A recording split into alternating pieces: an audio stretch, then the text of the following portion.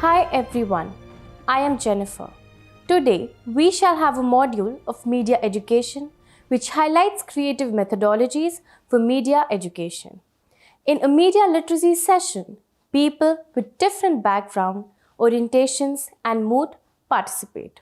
The success depends upon the instructional tools and techniques that the teachers use to organize their classes, type of engaging activities the teachers use, and how well they accomplish their learning objective. In this module, we shall learn to know some of the skills and methodologies followed in different parts of the world to make media literacy successful.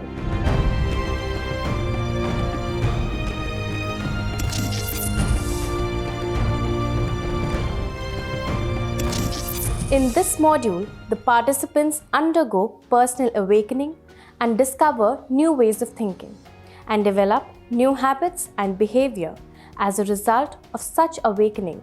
Some achieve the result faster and some take time. The content, design and delivery carry equal weight in any training program. Media literacy is a 21st century approach to education. It provides a framework to access, analyze, evaluate, create and participate with messages in a variety of forms, from print to video to internet. Media literacy builds an understanding of the role of media in society, as well as essential skills of inquiry and self-expression necessary for citizens of a democracy. Media literacy as a subject gained importance in countries like USA, Canada, Australia, Philippines, and so on. The benefits of media literacy. It meets the needs of students to be wise consumers of media, managers of information, and responsible producers of their ideas using the powerful multimedia tools of a global media culture. Media literacy engages students, bringing the world of media into the classroom, connects learning with real life, and validates their media culture as a rich environment for learning. Media literacy gives students and teachers a common approach to critical thinking that, when internalized, becomes second nature for life.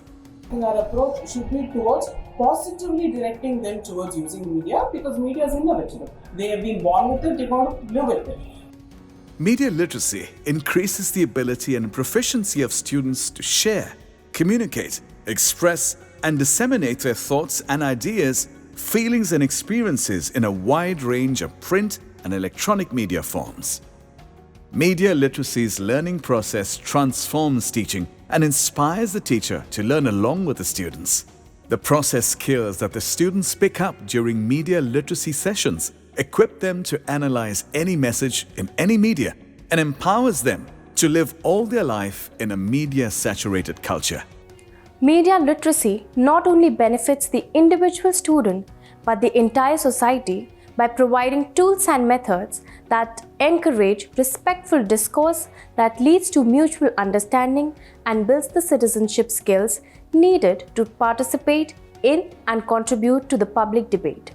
Media literacy makes the students more efficient at filtering what they see and hear when millions of information reach them every second through media. How do I recognize fake news? False news spreads faster, farther, and deeper than real news in media, especially on Twitter. Students need to read past the headline, check the date and author credentials, gauge the tone and language, and identify biases. It takes more time, but it is a useful way of confirming if the news is fake or true. How important it is to use multiple sources to debunk fake news. When trying to spot fake news, the first thing a student should do is check other sources for the same story. But this is more about truth and numbers. Since different sources report different details in varying levels of depth, students will gain a fuller, more accurate perspective on an issue when they read, listen, or view more widely. Let them create a poster listing different kinds of sources, including the reliable and not so reliable ones, and learn from it. How do I gauge tone and language in media? There is a difference between credible and non-credible language, whether it's written or spoken. The students are taught to develop a ear for it. People are likely to believe what they read or hear when the language sounds flowery with exaggeration. This means we need to make students good writers, speakers, and good communicators. They can then easily identify fake news. Should I be careful about the figures and numbers in media? Evaluating words often requires evaluating numbers too. A close look at numbers can reveal the generalization of a very small data. It's crucial that we learn to judge the math behind the message. Use infographics to illustrate how numbers can trick the mind into buying. Hold a discussion on how false figures influence our perception and lead us to believe some messages over others. How to understand images in advertisements? Visual media has a large impact on consumers. This is because there is a huge part of the brain devoted to visual processing. It's called the visual cortex, and it affects our attention, motivation, and even our emotions. Students need to understand just how powerful images can be in the media. Today's images should be read out on at least two levels: the immediate emotional level on which we react, and second, the intellectual level on which we act. We need to understand the technique to recognize both the levels. Then we won't be influenced by images that easily. Being a student, is it important to develop multimedia skills? Students need to know how to use different types of tools, both separately and together. The text, audio, video through social media, and interactive media. We have books, newspapers, film, and TV. We have blogs and vlogs. We need to prepare students for all kinds of media. How can I recognize bias in media and overcome it? Students need to recognize the channels that highlight different kinds of facts, contexts, or tones.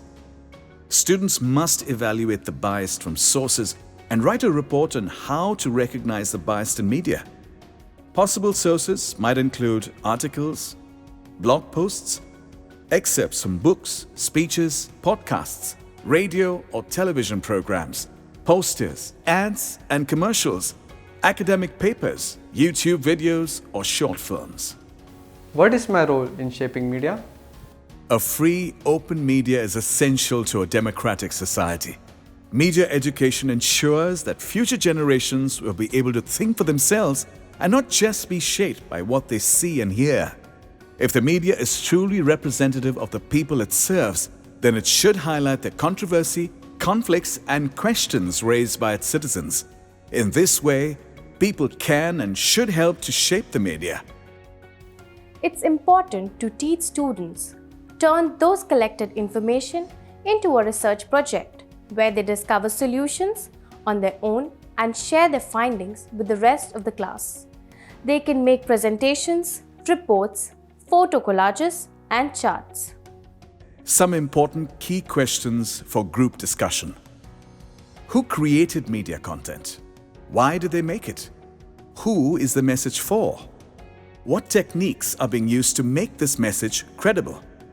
What details were left out and why? How did the message make you feel?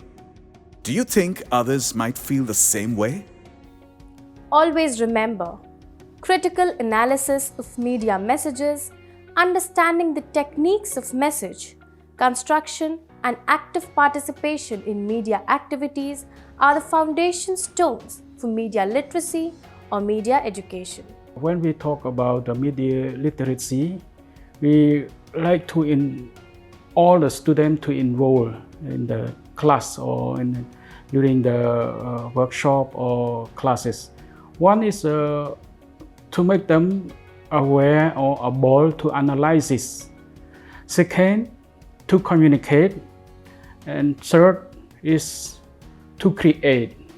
Small group discussions remains one of the best methods to make students participate in the activities more openly.